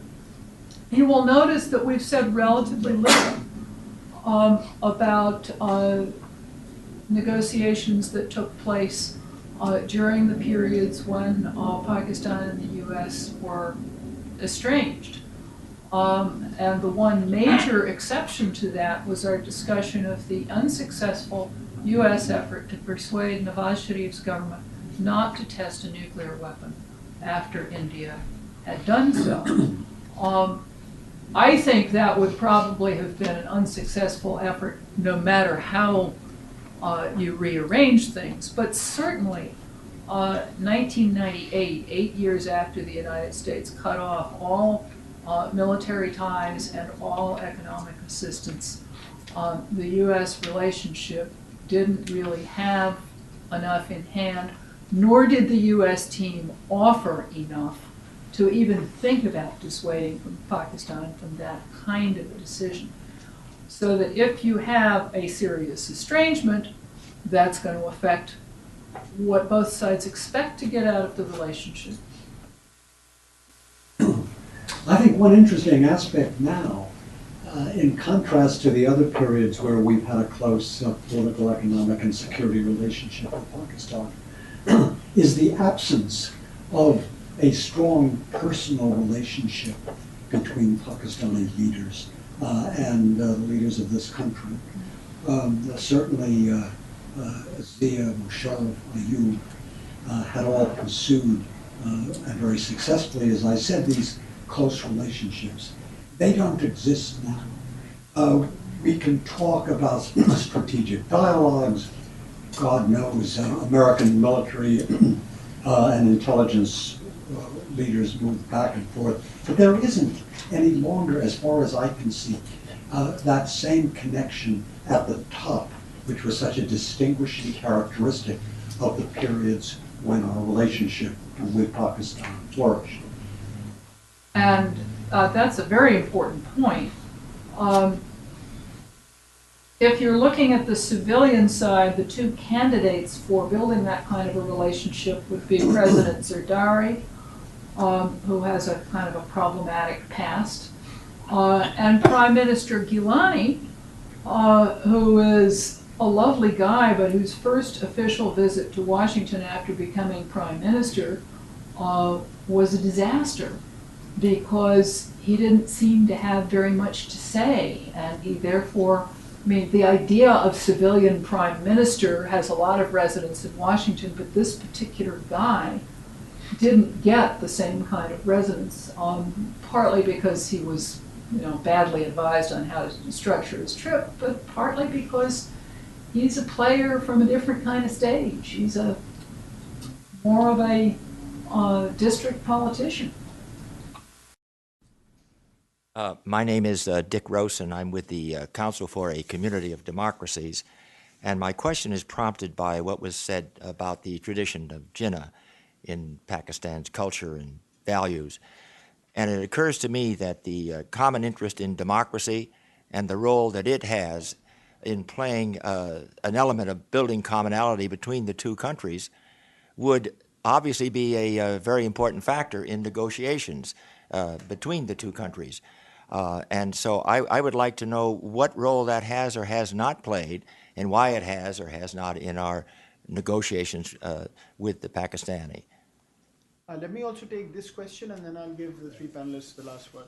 I realize we have to leave. I wonder if you could maybe, Tizzy, say to what extent would it be useful and to what extent would it be counterproductive if the U.S. in effect put out clearly its interests in Pakistan what is it, for example, with respect to India, that it's clearly not going to abandon India for Pakistan, that on nuclear issues, on Afghanistan, etc. Would that be helpful, or would that undermine, because of the culture, history, et cetera, would that undermine our ability to make deals with leadership? On the community of democracies question, the idea of democracy and of democracy in Pakistan is important to everybody, and I would include in this the Pakistan military. Although if things get bad enough in Pakistan, I don't think the military would refrain from coming in to clean things up as they would see it. But I'm not sure how far it takes you. Should we clearly, and I assume, Jerry, you mean publicly, spell out what U.S. interests are in Pakistan and where India and Pakistan fit into the U.S. scheme of things? We had, in a sense, a dress rehearsal for that, an unintended one, when President George W. Bush went to Islamabad while the U.S. was working out the nuclear deal with India, and somebody from the press asked him, what about a similar deal for us? And he gave a textbook answer, which is India and Pakistan have independent relations with us. They each have their own history, so we're basically not going to go that route with Pakistan. And this was an incredible downer. I don't think he said anything that his audience didn't know. But having it spilled out right there in front of everybody was an incredible downer. I think you can seriously ask whether we should have a more candid conversation with Pakistan in private. I don't see much value in doing it in public. And in private, it becomes valuable only if the United States is thinking about a more direct diplomatic involvement between India and Pakistan, which at the moment it is not. Yeah, and the question, of course, arises, with whom will you have that conversation at a time when, quite clearly, the military call the shots on India-Pakistan relations. In that connection, and connected with the question about democracy, I think it's important for the United States to do what it can to foster stronger civilian political institutions in Pakistan. We talk a lot about them, but we've got to play a better game, I think, than we do. There's always a tendency when we need something in Pakistan to look to the military. The military have what we Americans admire as a can-do attitude. They get things done, in contrast to the civilian side. We saw that most recently at the time of the floods last year. We have got to restrain ourselves from being too egregiously dependent, visibly dependent on the military, and pay greater public attention to the civilian side, however much we may not admire the kind of leadership that they are providing Pakistan. Steve, I promised you would have the last word. Just one sentence or two sentences about democracy. Jinnah's idea of Pakistan was about minority protection. It was not about democracy. The Muslim League forced the creation of Pakistan because democracy worked against Muslims in India, as they saw it. That is, there were always going to be 2 or 3 Hindus for every Muslim. So democracy was not embedded in the leadership's calculation of what's good in the world. Whereas we assume that one man will vote, one vote is a good thing. Well, Pakistanis don't come out of that tradition. And of course, they come out of a tradition of the Raj government, which has been taken over by the military. The military favored democracy, but a democracy which is efficient and leaves the military alone. I talked to Kiani a couple of months ago, and I said, you know, your dilemma is that you can't run the country. He agreed to that, but you won't let anybody else run it either. So that's where Pakistan is. It's stuck between a military which knows it cannot run Pakistan, certainly cannot run Pakistan in the modern world, but it has trouble letting what they regard sometimes correctly as incompetent civilians to run the state. I talked to Musharraf right after his coup, and I said, what you really should do is allow the system to let democracy function, let people judge. I use the phrase, the people shall judge. You know, when they're bad guys elected, let the people throw them out. Don't you do it. He said, no, we're going to fix these Johnnies once and for all. I knew that was the end of his regime.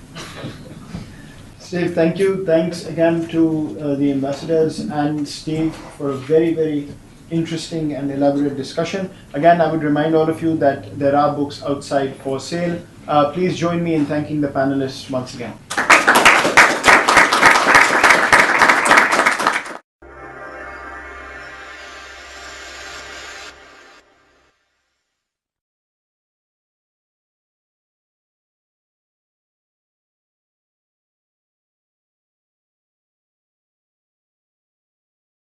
Experiences were in dealing with the North Koreans. Well, he was never able to do that because virtually as he was leaving his post, he was called to a new assignment in Iraq, and our top-line diplomats are just in constant demand.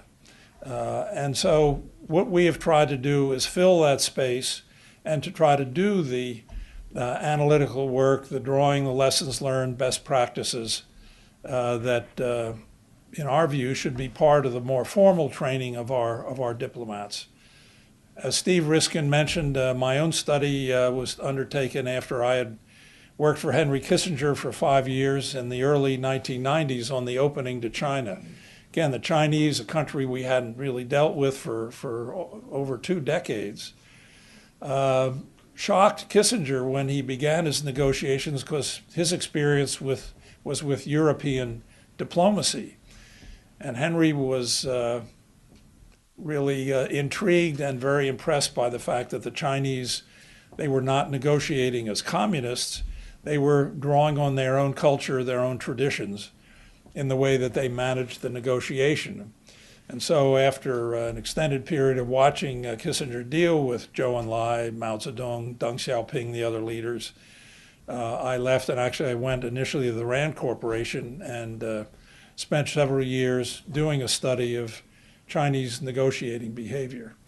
And when I came to the Institute in 1993, Raymond Cohen had done a conceptual work called Negotiating Across Cultures. And so the country study effort and Ray Cohen's work has now led to what is now 14 different volumes, most focused on analysis of how different countries negotiate, but also some very interesting broader brush studies. I'm particularly attracted to Chas Freeman's book, The Diplomat's Dictionary, which draws together quotes and perspectives from a whole range of foreign and American officials who have run negotiating, as well as several other books, one recently dealing with the process of mediation.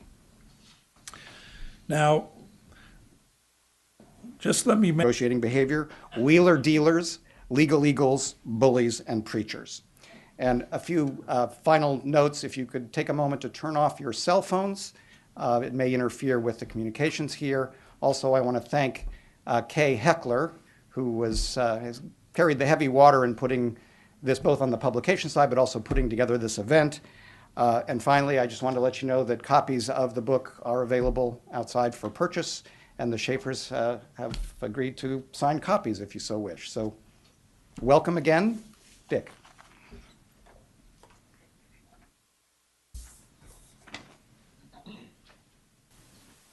Thank you, Steve, and good morning.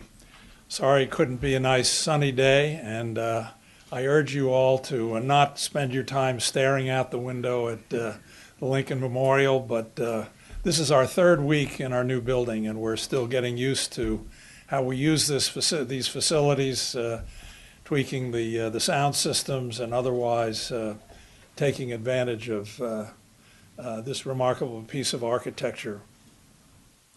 What I wanted to do was give you a little bit of context of our cross-cultural negotiating series, of which we're very, very pleased to have this as our most recent contribution.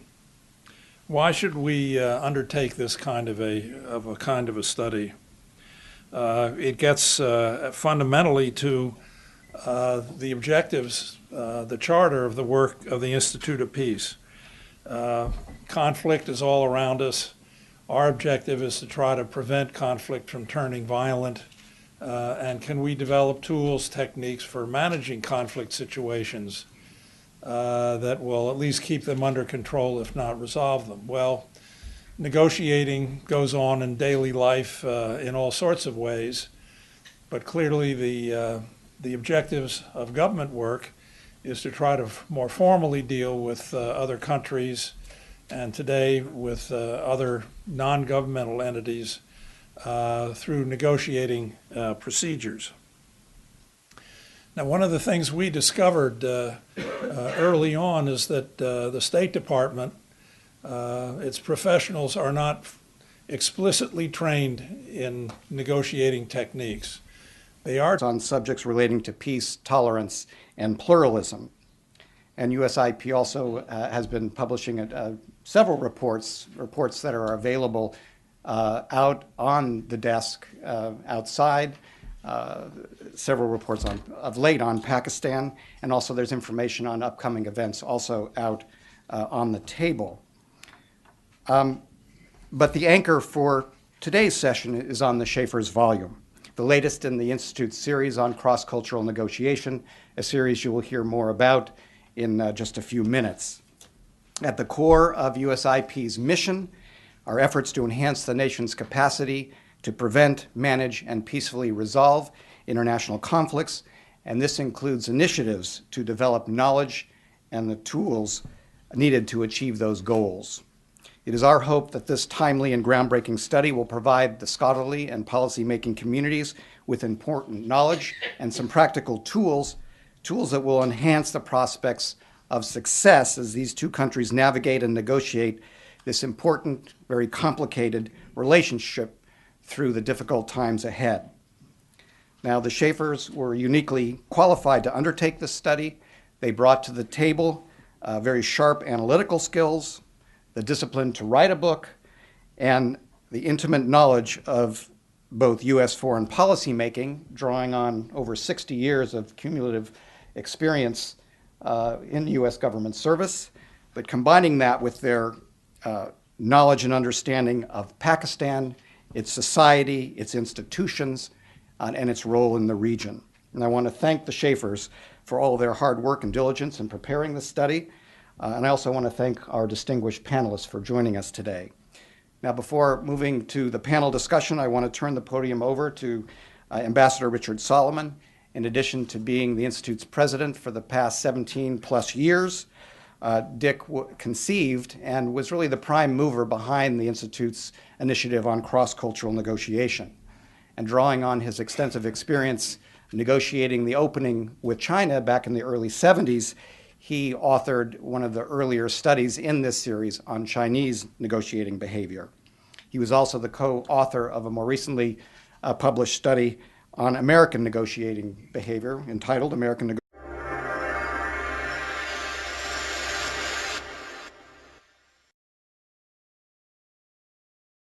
Good morning. My name is Steve Riskin. I'm a senior program officer in the Institute's grant program, and I'm very pleased, I'm delighted to be welcoming you here to today's session, a session that's focused on an important relationship, that between the U.S. and Pakistan, and on the newly published work by Ambassadors Teresita and Howard Schaffer, How Pakistan Negotiates with the U.S., Riding the Roller Coaster. Pakistan is, of course, a key U.S. partner in South Asia, and amid the violence and instability is a critical component for bringing peace to that war-torn region. And not surprisingly, it's a high priority country for USIP. Several departments at the Institute are actively involved in working on Pakistan. The grant program has funded over the many years quite a few policy-oriented studies. One I would draw your attention to that is nearing completion is a study of Pakistani youth perspectives on the future of Pakistan undertaken by one of our panelists, Stephen Cohen. The grant program also has a dedicated grant-making mechanism that is funding projects on the ground in Pakistan. It is funding programs that are promoting dialogue and understanding across religious, cultural, and regional divides. It is working to strengthen Pakistani civil society in their efforts to work on nonviolent conflict prevention and resolution. And these programs are also encouraging counter-extremist voices to contribute to the public discourse. Now, other USIP units are also pursuing work on Pakistan as well. We have leading policy analysts and scholars like Moeed Yosef, who are having their imprint on the policy deliberations in this city. The Institute's Academy has provided conflict resolution training for women parliamentarians in Pakistan. And our religion and peacemaking program has for several years been working with Sunni and Shia ulama and madrasa administrators to develop and to publish educational materials, including a textbook for use in madaris in Pakistan. Textbooks trained in how to deal with the interagency negotiations that are fundamental to creating policy positions, but there really is no formalized approach to looking at lessons learned, for example. And the reasons for that in part relate to the fact that the fundamental purpose of the State Department is to support our government in implementing its own policies, and so creating that policy consensus through the interagency effort is fundamental. And so almost anyone will tell you that 80 or 90% of the work of, let's say, an assistant secretary who is organizing a negotiation is trying to deal with his colleagues from other government agencies or within his own building in creating that policy consensus. Moreover, the State Department has been understaffed and under-resourced for many, many years. And so our diplomats, experienced though they may be, as learned as they may be, having learned on the job how to manage a negotiation, just don't have the time to sit back, take time off, and think about or draw lessons learned from their experiences. Unlike the military, again, much more amply resourced, does take the time to do what they would refer to as after-action reports. Good example was one of the more challenging countries to deal with is North Korea. And we initially did a study almost 18 years ago by Scott Snyder, who interviewed countries like Japan, Europeans who had dealt with North Korea. At that point, we really didn't have negotiations going. And he produced, I would say, an early version of what it's like to deal with this very unique country, a failed state, but one that nonetheless has proven to be a very effective negotiator. Well, when Ambassador Chris Hill finished 4 years of trying to negotiate with officials from Pyongyang on their nuclear program, I urged him to come to the Institute and spend even 6 weeks debriefing himself and talking with us about what his